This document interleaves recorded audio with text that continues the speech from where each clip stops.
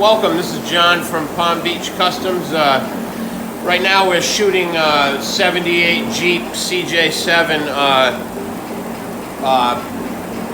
Quadra-Track. It's actually got the V8 304. We're building this for a client, actually Chief of Police in Palm Beach, Florida, and this is a 75 original color. We're building this thing kind of like a nostalgic Jeep from that era.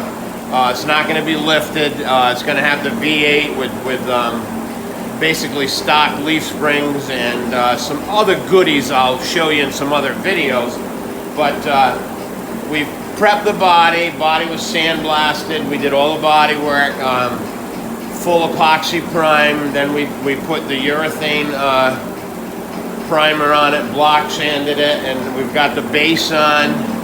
Now we're going with acrylic urethane base coat, and now we're putting on the acrylic urethane high solids clear.